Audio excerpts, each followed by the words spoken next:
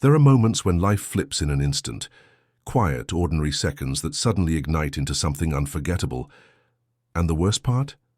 You never see them coming. Malik Lewis didn't either. 17 years old, smart, kind, and grounded. Malik was the kind of kid any parent would be proud of. That afternoon he sat alone on a wooden park bench, earbuds tucked in, a worn-out backpack by his side, casually tapping through his phone. It was a warm day, the kind when time feels slower, when people believe nothing bad could possibly happen. But danger doesn't always wear a mask. Sometimes it walks right up to you, fueled by ignorance and fear. From across the park, Thomas Briggs spotted Malik. To Thomas, it didn't matter that Malik wasn't doing anything wrong. All he saw was a young black teenager sitting alone, and that, to him, was enough. His stomach tightened with unjustified suspicion. His mind raced through every stereotype he'd absorbed over the years. Without a second thought, he pulled out his phone and dialed. "Yeah, I'm at the park. There's a guy here, acting suspicious. You better come quick." The words spilled out fast, hot with imagined danger. He wasn't reporting a crime. He was enforcing a bias. Malik didn't even notice the flashing lights at first. His music drowned out the sirens until they were right beside him. 2 officers stepped out, hands tense, eyes cold. Malik froze, instinctively pulling out his earbuds, blinking up at the uniforms towering over him. "Stand up. Hands where I can see them," one of the officers barked. Confused, Malik did exactly what they said. His mind raced. What's happening? Why me? Across the field, Thomas strutted toward them, chest puffed up like a hero arriving at the climax of a story only he was telling. "I called it in," Thomas said proudly, jabbing a finger toward Malik. "I saw him lurking, probably waiting to snatch a bag or worse." The words hit Malik harder than any shove. "I was just sitting here," Malik said, his voice steady but low. "I didn't do anything." The officers didn't answer. They kept questioning him, where he lived, what he was doing, who he was waiting for, as if existing was a crime he needed to explain. Thomas paced nearby, practically vibrating with satisfaction. Every time Malik spoke, Thomas shook his head disapprovingly, feeding the officers' suspicion without saying another word. Around them, a few bystanders began to notice. A woman clutched her purse tighter. A man shifted uncomfortably, but said nothing. Phones emerged discreetly, recording behind sunglasses and coffee cups. Malik's heart hammered against his ribs. He kept calm, just like his father had taught him. Stay polite, stay still, survive. But inside, a storm raged. Why am I treated like a criminal? Why doesn't anyone see me for who I am? And then, a figure appeared at the far end of the path. Anthony Lewis, his father. But to everyone else at the park that day, he might as well have been a force of nature. Tall, composed, sharp in a dark tailored suit that caught the sunlight with every stride, Anthony moved with a calm urgency that demanded attention. He carried a black leather briefcase in one hand, his expression unreadable. Thomas noticed him too, and for a second, confusion flickered across his face. He frowned, unsure of who this man was, why he was walking straight toward them with so much purpose.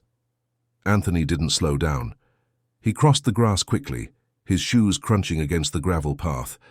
His eyes never left his son. The officers, sensing something shift, hesitated. Their questions faltered. One of them glanced at Thomas, uncertain. Without saying a word, Anthony stepped between Malik and the officers, placing his hand firmly on Malik's shoulder. Malik's body, tense as a wire, immediately relaxed under his father's touch. Thomas scoffed loudly, trying to regain control. "Excuse me, sir. We have a situation here. If you could—" Anthony cut him off with a single glance. "I see exactly what's happening here." His voice was calm, but carried the weight of iron. The lead officer tried to reassert himself. "Sir, we're responding to a complaint about suspicious behavior." Anthony reached into his inside jacket pocket and produced a badge. Not a police badge, a federal one.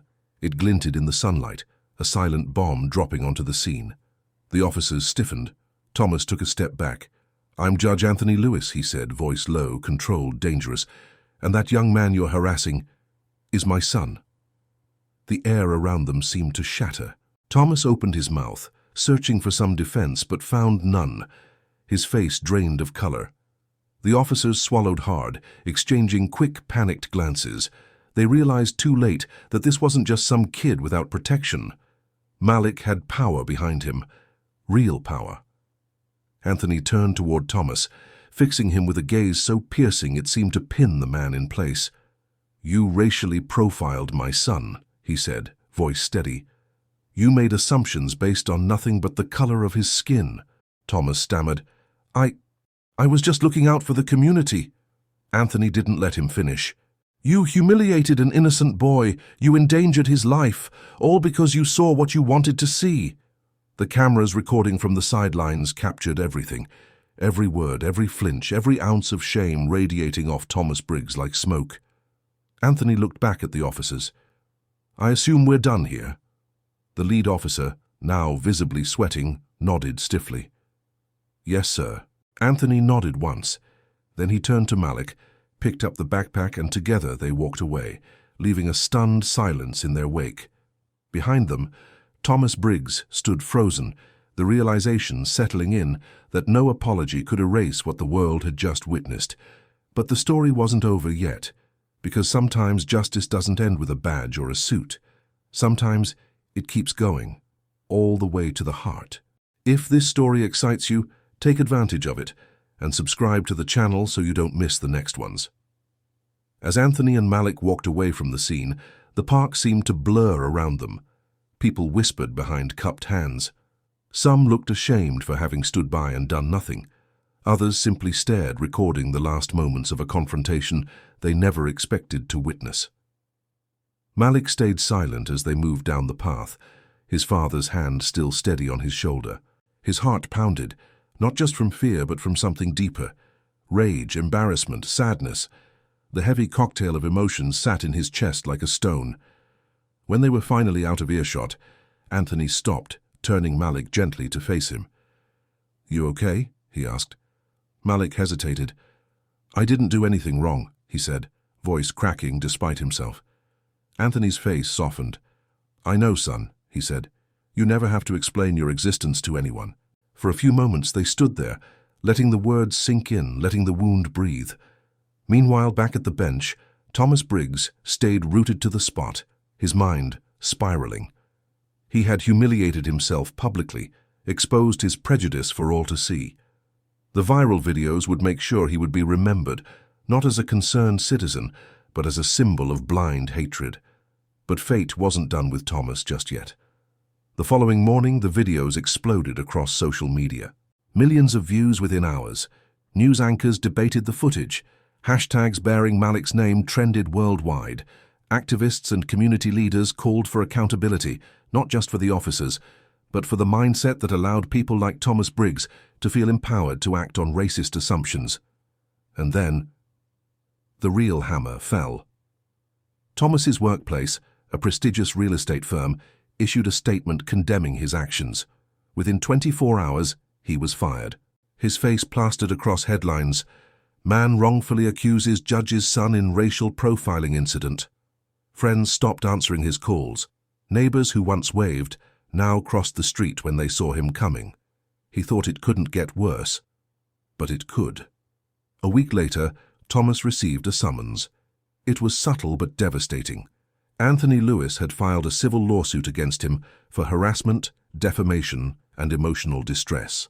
In the courtroom, standing across from Judge Lewis, this time without any shield of righteous anger, without a crowd to back him, Thomas Briggs looked small, broken.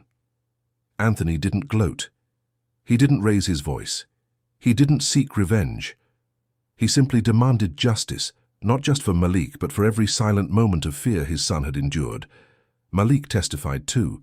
He spoke clearly, directly, not as a victim, but as a young man determined to change the narrative forced upon him. When the judge, the one presiding over the case, not Anthony, handed down the ruling, it wasn't just a victory for the Lewis family. It was a message broadcast far beyond the courtroom walls. Prejudice carries a cost, and silence in the face of injustice is complicity. Outside the courthouse, the reporters swarmed. Malik and Anthony stood side by side. One journalist asked, "What would you say to Thomas Briggs if you could?" Malik thought for a moment, then answered simply, "I'd tell him. I'm not what you see when you look at me with hate. I'm what I choose to become." Anthony smiled quietly, proud beyond words. That afternoon they went home. No more flashing lights, no more shouting, just a father and son walking into their house, carrying something no one could ever take away again. Dignity, resilience, and a bond stronger than any fear the world could throw at them. Because in the end, the real power didn't come from a badge, a bench, or a title. It came from standing up, calm, fierce, unbreakable, for the simple truth that no one should have to prove they belong.